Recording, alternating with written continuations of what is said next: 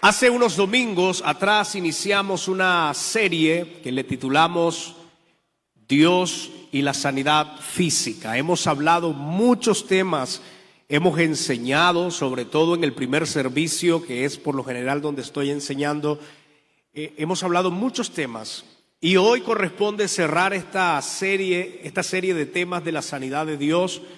Y es un tema muy importante para nosotros, para la iglesia. Por eso quiero compartirles a ustedes acerca del evangelismo y la sanidad.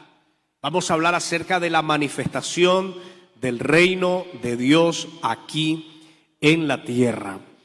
Quiero que vayamos rápidamente a la Biblia. Marcos capítulo 16. Marcos capítulo 16, versículo 15 hasta el versículo 18. Marcos capítulo 16, versículo 15 al 18. Si es amable, muy amable, y se pone de pie para que honremos la palabra de Dios. Lo tenemos, si no también puede apoyarse en la pantalla para que usted pueda leer y podamos todos leer la palabra de Dios. Dice la Biblia, y les dijo, id por todo el mundo y predicad el evangelio a toda criatura. El que creyere y fuere bautizado será salvo, mas el que no creyere será condenado. Y estas señales seguirán a los que creen. En mi nombre echarán fuera demonios, hablarán nuevas lenguas, tomarán en las manos serpientes, y si bebieren cosas mortíferas, no les hará daño. Sobre los enfermos pondrán sus manos y sanarán. Diga conmigo, el evangelio del Señor, dígalo más fuerte, el evangelio del Señor es con manifestaciones. Gracias, tome su lugar. Lo primero que yo quiero enseñarle esta mañana es acerca de la integralidad del ministerio de Jesús en la tierra. Si bien es cierto que se resaltan muchísimas enseñanzas de Jesús, aprendemos en sus sermones muchas cosas con relación a la vida, con relación al afán, con relación al pecado, con relación a la fornicación. Hay muchas cosas que se hablan o se enseñan de Jesús en los evangelios, especialmente en los 4 evangelios que nosotros tenemos. Cuando estudiamos a Jesús, vemos a Jesús formando, enseñando, confrontando con la palabra de Dios. No obstante, dentro del ministerio de Jesús hay milagros, hay señales, hay sanidades. Cuando uno comienza a estudiar la manifestación de Jesús, los milagros de Jesús, puede venir un pensamiento a la mente y podríamos pensar, ¿acaso Jesús sanaba porque le daba lástima a las personas enfermas? ¿Era compasión la que tenía Jesús y eso lo llevó a sanar a los enfermos? ¿Qué tal si yo le enseñara que más de compasión, en realidad la motivación principal por la cual Jesús sanaba era porque sanar era parte de su ministerio? En otras palabras, lo que estoy tratando de enseñar es que cuando Jesús sanaba, no meramente era movido por compasión. Tampoco estoy diciendo que sanar, o cuando Jesús sanó, no era que no tenía compasión por los enfermos. Por supuesto, si tuvo compasión cuando vio a las ovejas sin pastor, imagínese ver a un enfermo. Tuvo que tener compasión cuando miró a Lázaro, cuando miró al leproso, cuando miró a varios enfermos, tuvo que tener compasión.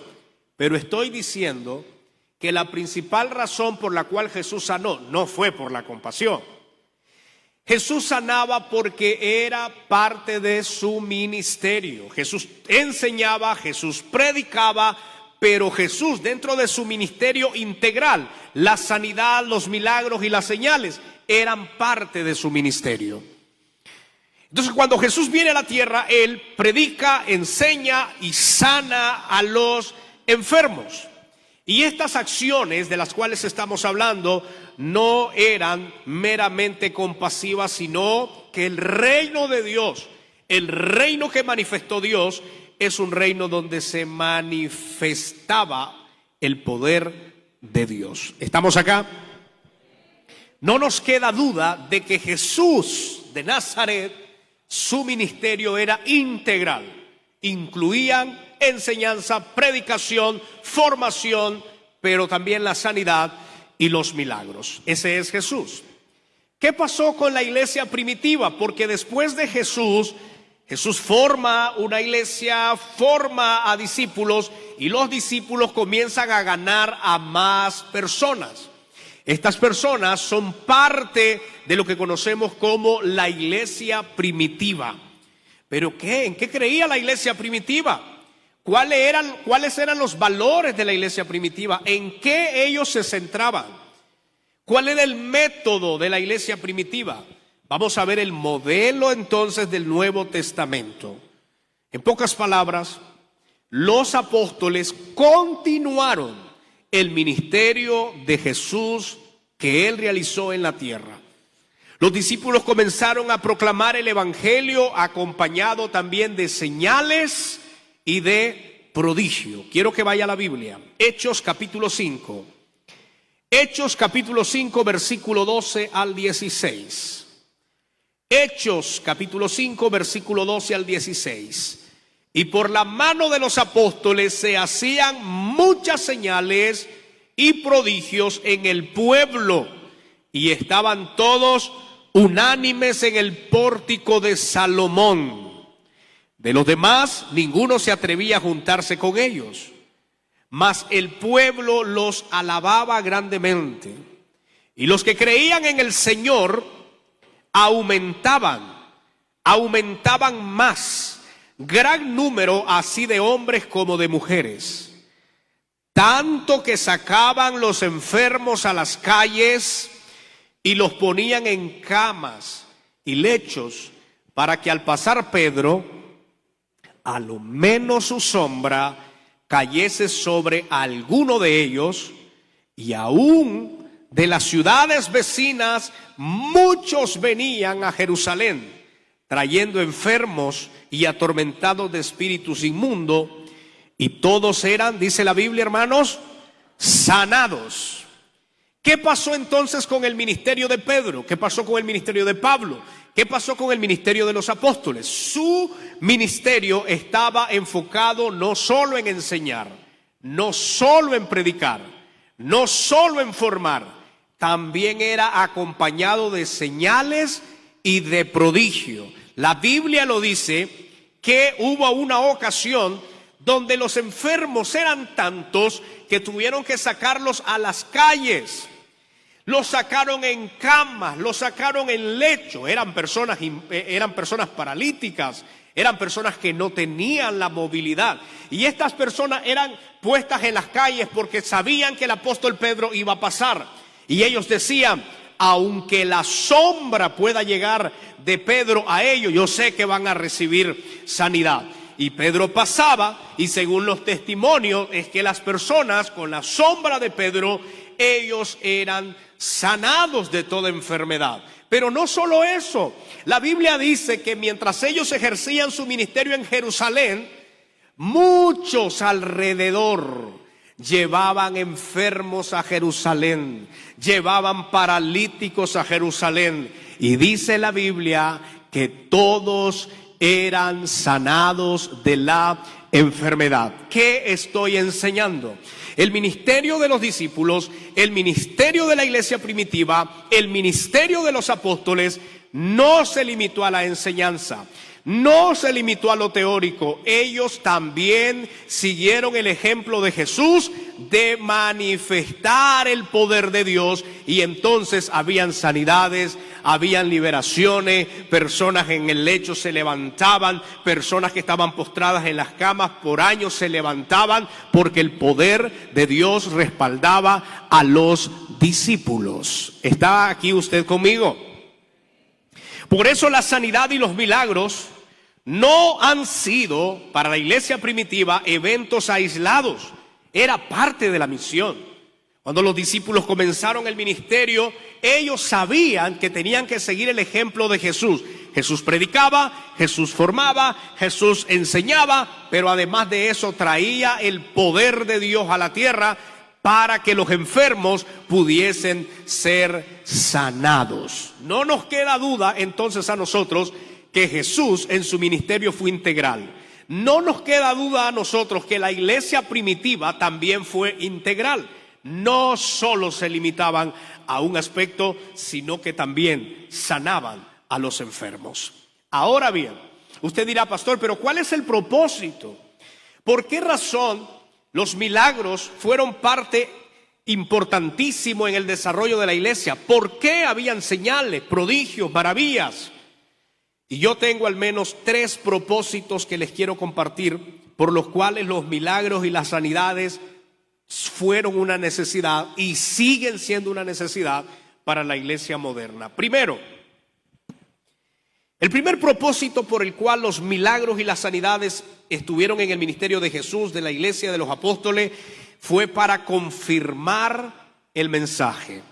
Y déjeme le explico. Los milagros que nosotros vemos en el Nuevo Testamento, tanto los de Jesús, los que vemos en Hechos, todos esos milagros lo que venían a hacer era a validar la veracidad del evangelio. En otras palabras, no solamente se enseñó con palabras humanas, no solamente se enseñó y se habló de Jesús, sino que se demostró que al Jesús que predicaban también podía hacer milagros, también sanaba. Por eso dice la Biblia en Hebreos capítulo 2, versículo 3 y 4, ¿cómo escaparemos nosotros si descuidamos una salvación tan grande, la cual habiendo sido anunciada primeramente por el Señor? Escuche bien lo que dice el escritor a los Hebreos. La salvación que tenemos fue anunciada primeramente por el Señor. Pero después del anunciamiento del Señor, no fue confirmada por los que oyeron. Pero ¿cómo confirmaron ellos?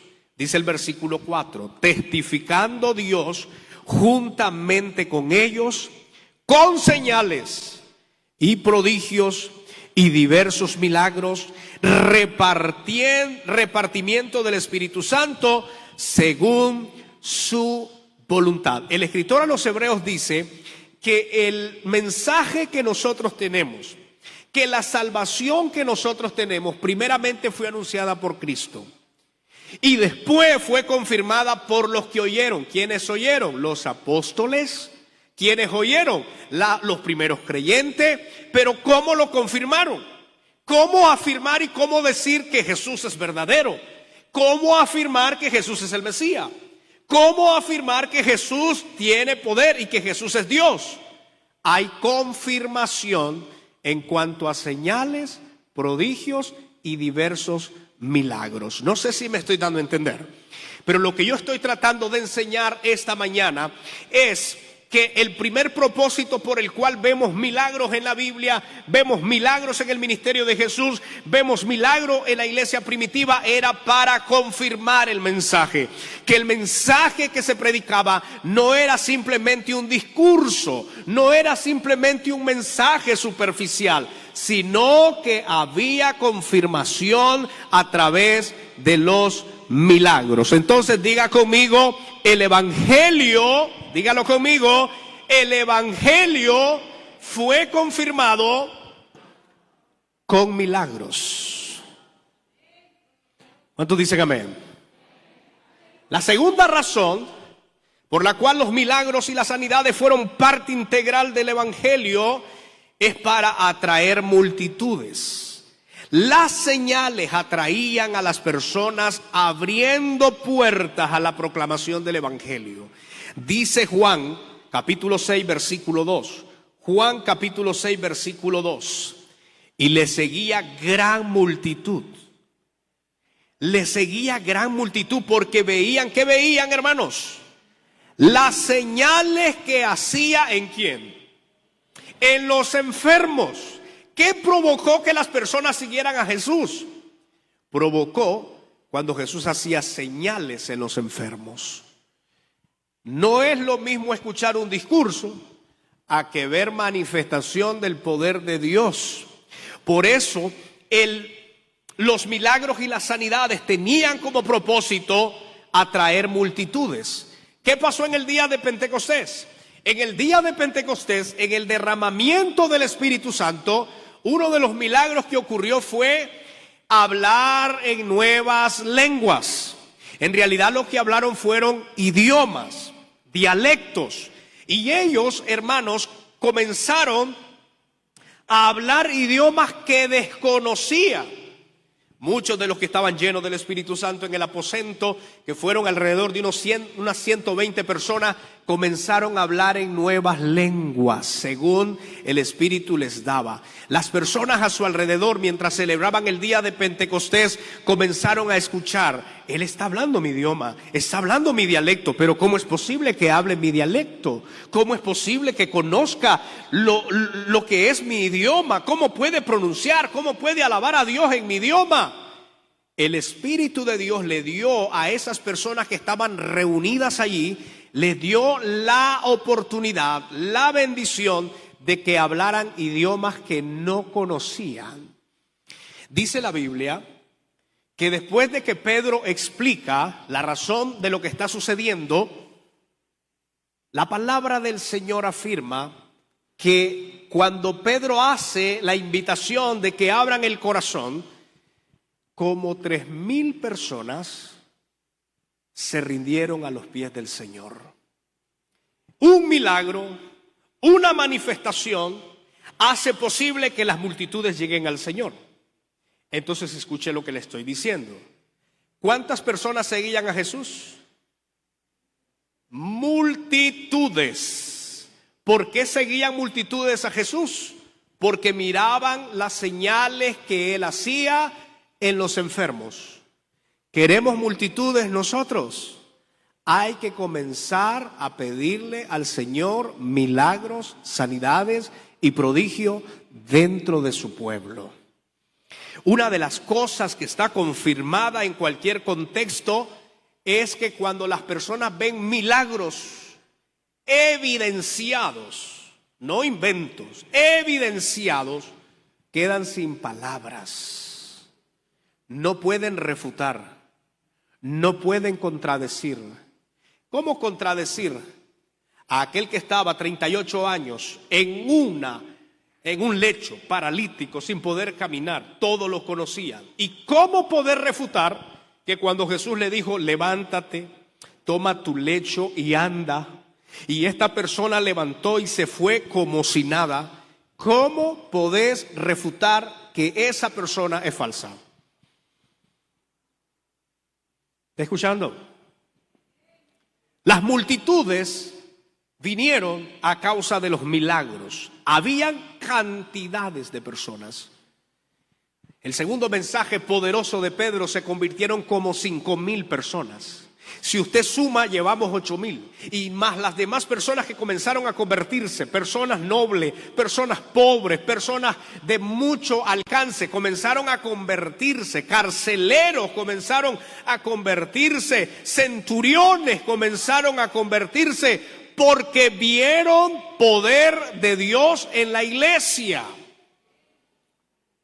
No sé, hermanos amados, si usted está conectado ahora mismo, pero estoy diciendo que una de las razones por las cuales los milagros estaban en la iglesia era para atraer multitudes.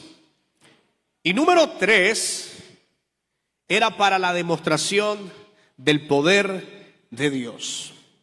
Las sanidades, las señales, los milagros evidenciaban la autoridad de Jesús sobre la enfermedad y sobre el pecado. En Mateo capítulo 9 versículo 6, Mateo 9 versículo 6 dice la Biblia: pues para que sepáis que el Hijo del Hombre tiene potestad en la tierra para perdonar pecados, dice entonces al paralítico: levántate, toma tu cama y vete a tu casa. Esta ocasión es cuando a Jesús le llevan un paralítico. Todos esperan ver milagro, pero Jesús hace uno de los milagros más poderosos, y es perdonar los pecados. La primera respuesta de Jesús es: tus pecados te son perdonados. Todos quedan atónitos, asustados y dicen: ¿y quién es este? ¿Quién es este que puede perdonar pecados? ¿Cómo se atreve a decir tus pecados te son perdonados? ¿Acaso eres Dios? Porque la palabra dice que solo Dios puede perdonar. Había una disputa, había un problema de idea, de confrontamiento. Y Jesús actúa en medio de esa confusión y le dicen: ¿quieren que sepan? ¿Quieren que sepan quién soy? Ok. Entonces le dijo al paralítico: levántate, toma tu lecho y vete a tu casa. En otras palabras, Jesús lo que está haciendo es confirmando el poder de Dios en su vida, para que los demás entiendan que lo que Él predica, que lo que Él habla es verdad. Estoy afirmando en este momento que los milagros, las señales, los prodigios en la Biblia fueron para demostrar el poder de Dios, para que las personas que llegaban, para que los detractores que estaban allí supieran que el que estaba allí, en este caso Jesús, los apóstoles, la iglesia primitiva, tenían poder de Dios. No era una iglesia muerta, era una iglesia donde había poder de Dios. Y como dicen algunos, no había instrumentos, no había batería, no había guitarra, no había piano, no había muchas cosas que hoy usamos, pero había poder de Dios en la iglesia primitiva. Aleluya, aleluya. Ahora, todo eso que yo he dicho es importantísimo que lo sepamos, pero lo más importante de este tema, la sustancia más importante de este tema, es lo que viene a continuación. Y es acerca de la misión contemporánea de la iglesia. ¿Qué es lo que la iglesia hará ante estos conocimientos, ante esta verdad bíblica? Lo primero es que la iglesia tiene que hacer una continuidad apostólica. Jesús estableció un ministerio muy claro de enseñanza, predicación, formación de discípulos, milagros, señales, prodigios. Los apóstoles hicieron lo mismo. La iglesia primitiva hizo lo mismo. ¿Qué se espera entonces de nosotros? ¿Acaso que seamos una iglesia muerta? ¿Acaso que seamos una iglesia que no se siente otra cosa?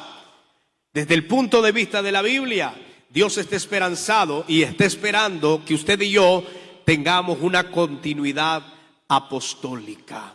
Así como Jesús comisionó a los apóstoles y fueron enviados a sanar y a predicar, la iglesia en la actualidad es enviada con la misma autoridad, con el mismo mensaje, con el mismo poder. ¿Por qué? Porque no es una opción, es un mandato. Jesús ha enviado a que nosotros podamos cumplir lo que dice Mateo 10. Mateo 10, versículos 7 al 8. Y yendo, predicad diciendo: el reino de los cielos se ha acercado. Mire cómo es la predicación evangelística. El reino de los cielos se ha acercado. Sanad enfermos. Esa es una orden. Sanad enfermos. Limpiad leproso. Resucitad muertos. Echad fuera demonios. De gracia recibiste, dad de gracia. Lo que la iglesia contemporánea tiene que hacer es darle continuidad a la actitud o a la condición de la iglesia primitiva o apostólica. ¿Pero qué ha pasado? ¿Qué es lo que ha pasado? Lamentablemente muchos han perdido el camino. Han perdido los principios de la iglesia. La iglesia fue establecida bajo enseñanza, formación, pero también bajo el poder de Dios manifestado en la iglesia, en las personas. Y Dios espera que nosotros entendamos como iglesia actual que si algo nos va a dar éxito y resultado, es la enseñanza, es la predicación, pero la manifestación del poder de Dios para que se confirme que lo que enseñamos y predicamos es verdad. Voy a decirlo en español. No seremos efectivos si hablamos de que Jesús sana y la gente viene enferma y más bien se muere. Nosotros no podemos predicar este mensaje ni le podemos dar veracidad a este mensaje si decimos que Cristo transforma matrimonio, pero vienen a la iglesia y más bien se divorcian. La iglesia tiene que dejar de ser más práctica y tiene que ser una iglesia que busque más el poder de Dios. Si algo estamos nosotros llamados en la actualidad, es que la iglesia entienda que fue llamada para manifestar el poder de Dios en la tierra. No hay otra institución, no hay otro lugar, no hay otro grupo donde se pueda manifestar el poder de Dios. Se espera que sea en la iglesia. ¿Sabe qué hace sacudir los cimientos ateos de una persona? El poder de Dios.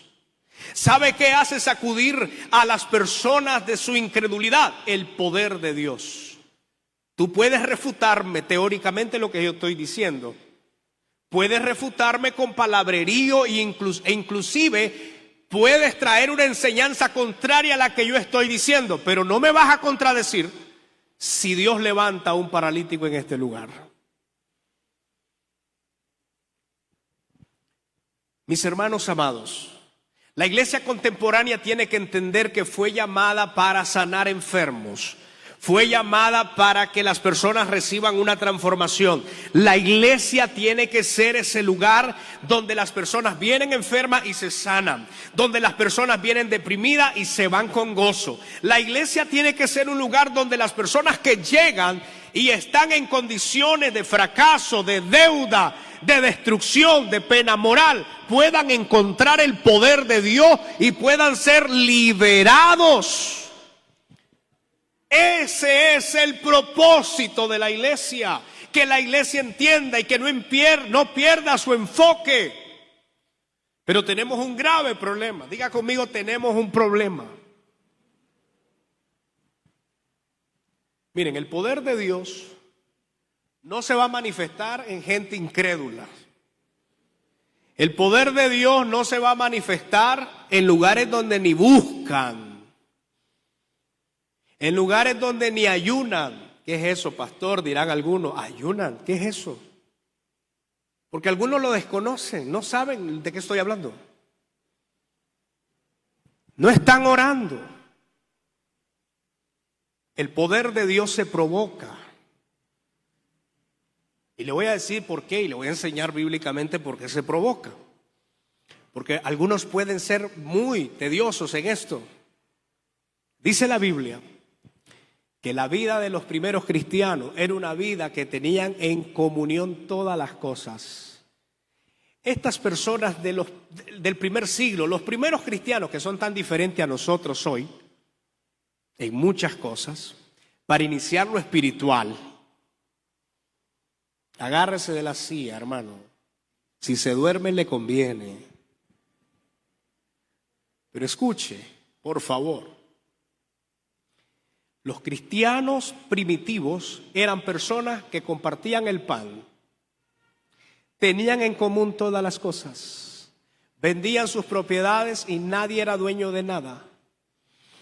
Me llama la atención lo que la Biblia resalta: y perseveraban unánime cada día en el templo, orando.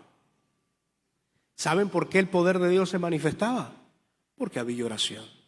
Porque había poder, porque había búsqueda, porque estaban sedientos. ¿Saben por qué se derramó el poder el día de Pentecostés? Porque pasaron no menos de 10 días los apóstoles y los cristianos en aquel aposento orando, hasta ver el poder de Dios. No vas a ver poder de Dios, no vas a ver sanidad, no vas a ver gloria, no vas a ver unción si no buscas a Dios. No hay, hermanos. Por eso usted tiene que ayunar, orar y buscar a Dios. Le aseguro que va a ver el poder de Dios manifestado en su vida. Usted puede tener mucho conocimiento, pero si usted no busca el poder de Dios, estamos en serios problemas. Voy cerrando. Hay al menos 3 cosas que impiden que la iglesia pueda volver a su rumbo. Número 1 es la incredulidad. Qué feo va a sonar esto, pero es una verdad. Muchos cristianos de hoy en día no creen en los milagros. ¿Creen que los milagros cesaron? ¿Creen que no hay continuidad? Es más, hay una teoría teológicamente que se llama el cesacionismo. A usted que le gusta andar comprando mucha literatura, tenga cuidado, porque hay literatura que es cesacionista. Por ejemplo, la Biblia de John MacArthur tiene una perspectiva cesacionista, porque aunque él sea un buen maestro, él no cree en la continuidad de los dones. Por ejemplo, los reformados en su mayoría no creen en la continuidad de los dones en la actualidad. Y esta gente ha enseñado a otros y se va regando y muchos van adquiriendo. Yo ya no creo que Dios use milagros. ¿Sabe cuál es la teoría? Dios cesó, hizo milagros, hizo señales, porque en aquel entonces el reino de Dios se estaba estableciendo y era necesario. Ya hoy ya no es necesario. Si hay una época donde los ateos se han multiplicado como nunca, es esta. Si hay una humanidad fría espiritualmente que no quiere escuchar mensaje de Dios, es esta. ¿Cómo esa gente llegará a Cristo? Primero, la iglesia tiene que creer en el poder de Dios. Ningún cristiano debe dudar de que Dios es capaz de hacer cualquier cosa. Dios es poderoso. Dios tiene el poder para sanar toda enfermedad. No dudes. Tú no puedes dudar. Duda de ti mismo. Has permitido que dudes de otro, pero de Dios jamás. Él es poderoso y puede sanar. Si a veces no hay milagros en las iglesias, es porque hay incrédulos. Están llenos de incrédulos. ¿Y sabes por qué están incrédulos? Porque su fe se ha ido ahogando con los afanes de la vida, y eso impide de que ellos puedan disfrutar de milagros. Pero también el segundo obstáculo común para que la iglesia no vea el poder de Dios es la falta de enseñanza. Como muchos son buenos a adquirir ideas o hacer algunas creencias propias, no tienen enseñanza bíblica. La enseñanza de la Biblia es una enseñanza continuista. Quiero decir, la enseñanza de la Biblia es una enseñanza de transformación, de poder, y es una enseñanza de milagros. Cuando yo leo el ministerio de Jesús en los evangelios, voy a ver a un Jesús sanando a los enfermos, echando fuera demonios y llamando al espíritu de epilepsia demonio, y llamando a algunos espíritus sordos y mudos. Jesús los echó fuera. Vamos a ver a paralíticos que ya su columna no servía y comenzó a funcionar. Cuando vemos la Biblia, no tenemos dudas. Escucha lo que estoy enseñando. Esto es tan poderoso.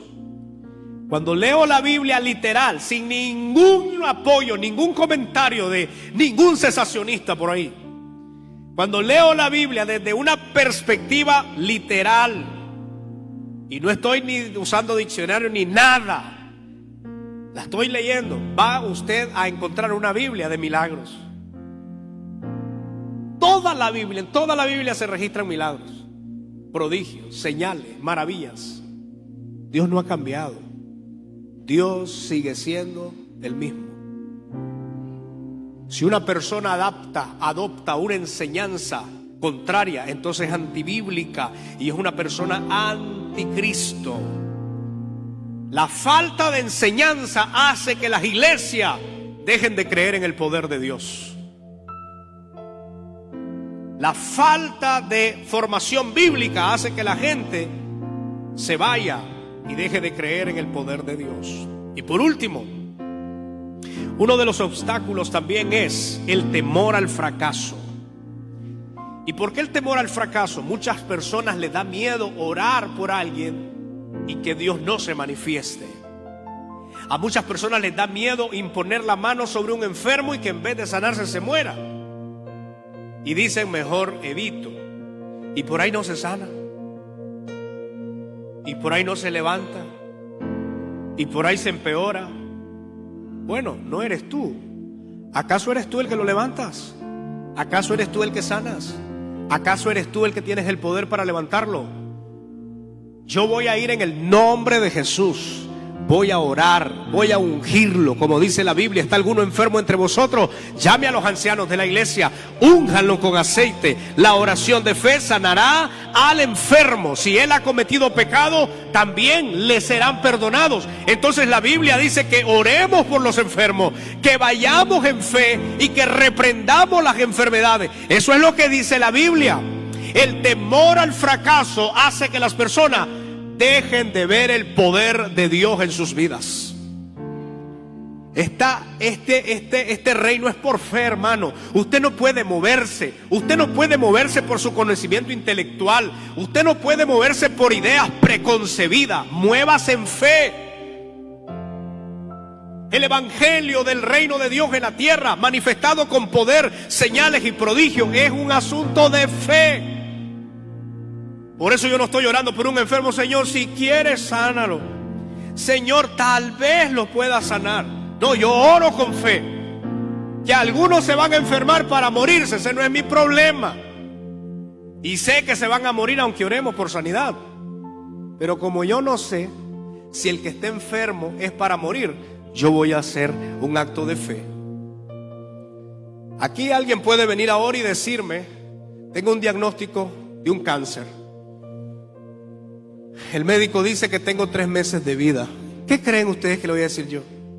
Hermano, arregla tus cuentas. Da a pedirle perdón a todos. Claro que sí, arregle. Compre el ataúd, compre el lugar para que no ande corriendo su familia.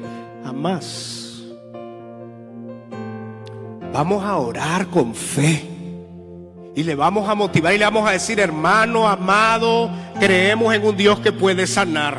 Y yo siempre le digo, porque tampoco soy tonto, le digo, mira, si tú te has enfermado para morirte y esta es la voluntad de Dios y Dios va a usar esta manera y ha permitido para que te vayas a la presencia de Dios, gloria a Dios, no perdés nada, morir es ganancia.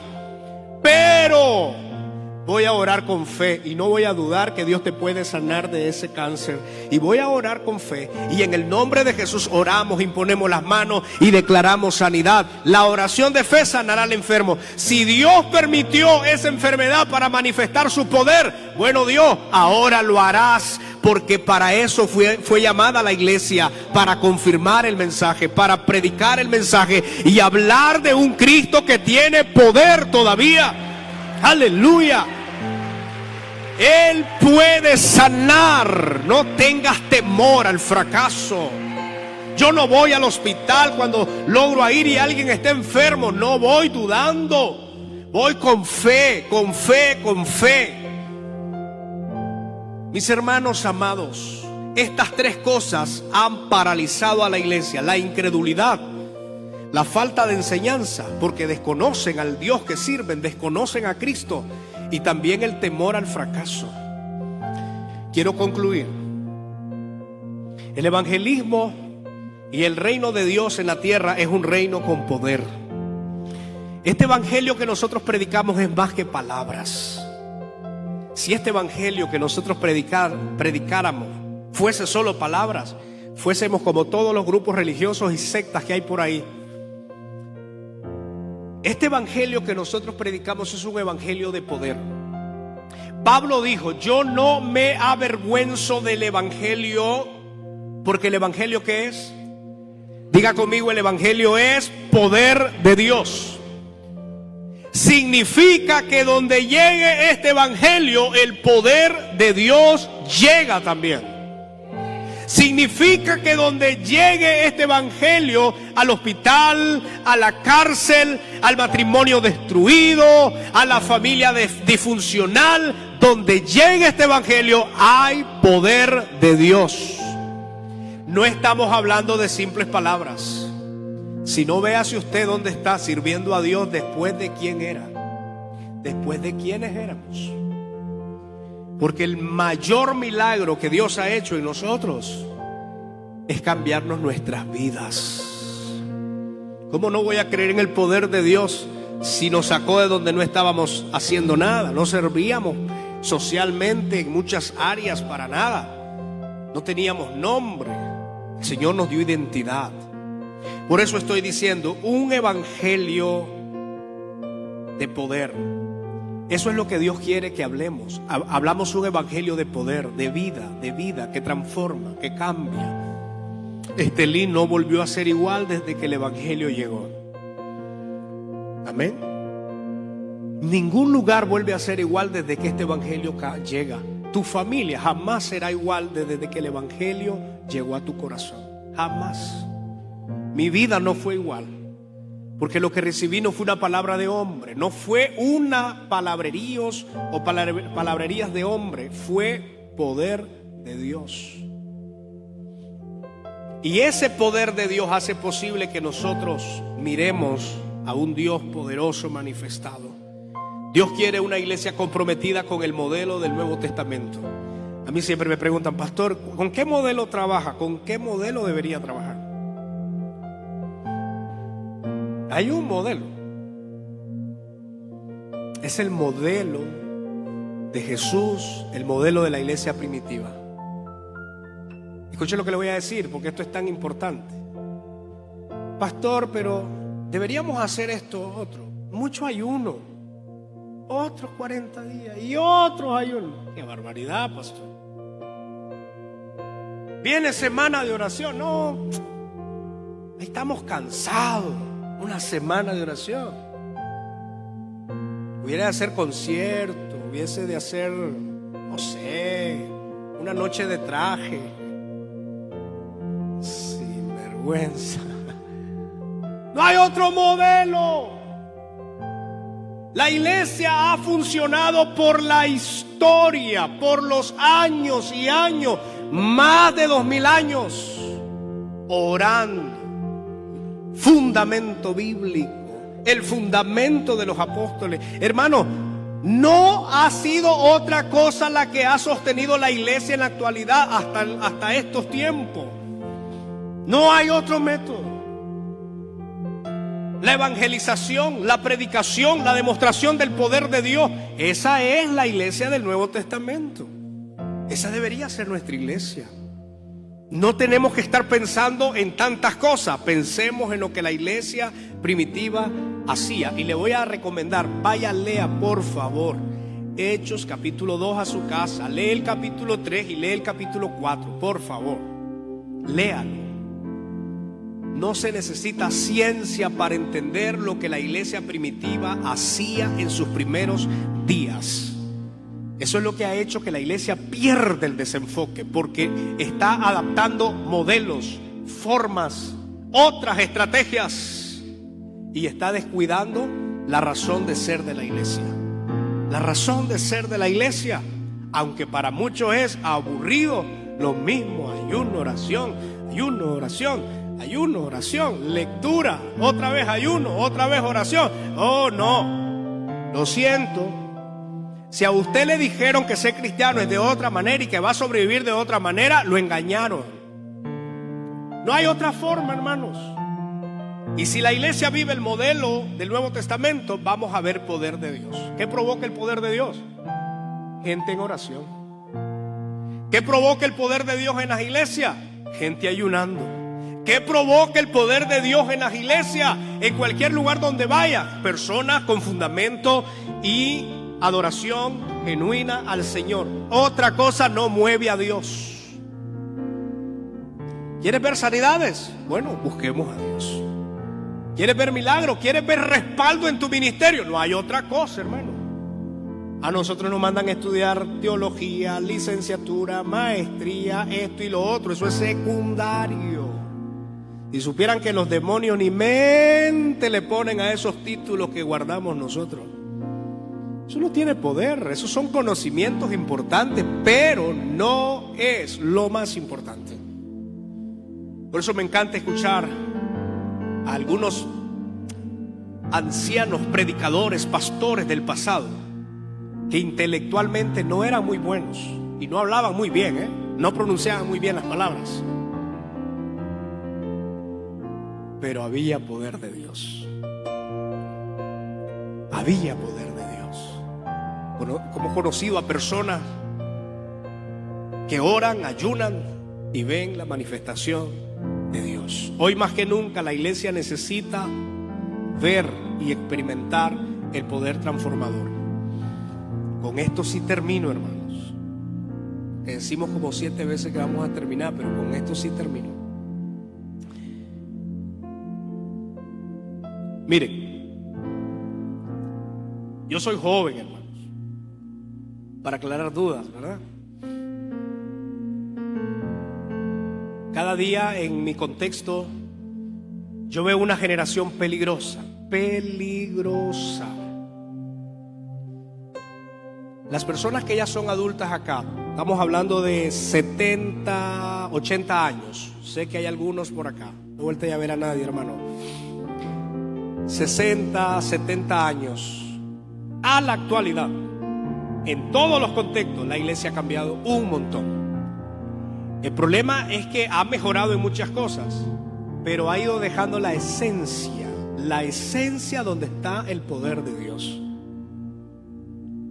Entonces, en mi contexto, hablo de la universidad, yo tengo compañeros, estoy sacando una segunda carrera, entonces tengo compañeros que es su primera carrera, y ahí me tocó, muchachitos que vienen de la secundaria, muchachitos que están estudiando por primera vez en la universidad, estoy hablando de 18, 17 años, no tienen fe en nadie, y estamos hablando de Nicaragua. Miren, no estamos hablando de países desarrollados, porque si hablamos de España, nosotros, hermanos, miren, lloramos en las calles de España. Lloramos. Porque hay una insensibilidad espiritual horrible, da escalofrío. Y la generación con la cual yo les estoy diciendo es una generación que no tiene temor de Dios. Y los que van a la iglesia es porque van de costumbre, muchos.